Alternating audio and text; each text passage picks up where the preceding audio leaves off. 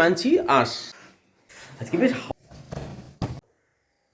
So কদিন ধরে পিঠে পায়েস খেয়ে আমার পেট তো ফুল জাম, তাই আজকে সিম্পল একদম ফ্রুটস খেয়ে চললাম আমি জিমে। জিম থেকে আইয়া পড়ছি।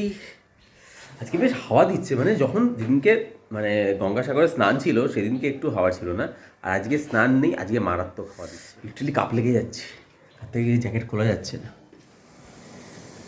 ডাল প্রেসার কুকারে দিয়েছো কেন আজকে? বাবা এত দেরি হয়ে গেছে, কোনটা কি করবো? আর ওদিকে কি বসিয়েছ? বাঁধাকপির তরকারি। বাবা বিশাল গরম। আর কি করেছো? আলু ভাতে দেবো, পাঁপড় ভাজা। পনিরটা আজকে করবো না বলে তুলে দিয়েছি, কালকে পালক পনির করবো, আজকে পনির করবো না।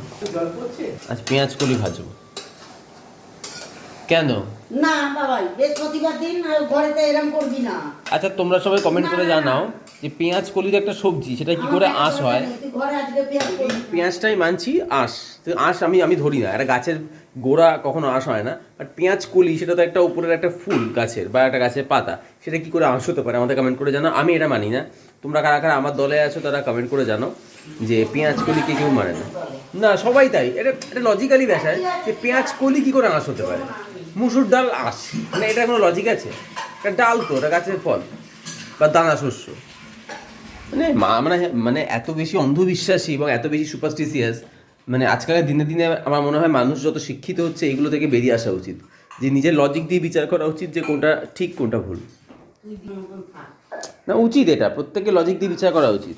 সো গাইস প্রচণ্ড বডি পেন হচ্ছে, মানে সেদিনকে মেবি এত খাটাখাটনি হয়েছে তো সেই জন্য পাগুলো প্রচণ্ড ব্যথা হয়েছে, তাই ভাবলাম একটু গরম জল করে আজকে ভালো করে স্নান করি। তো গরম জল বসিয়ে দিয়েছি, চলো এবার স্নানে যাওয়া যাক, দেখি বডি পেনটা কমে কিনা। সো স্নান করে তো চলে আসলাম, অনেকটা বেটার ফিল করছি। আমার মনে হয় না স্নান করাটা রেগুলার প্রচণ্ড দরকার, অ্যান্ড হালকা গরম জলে করতেই পারো।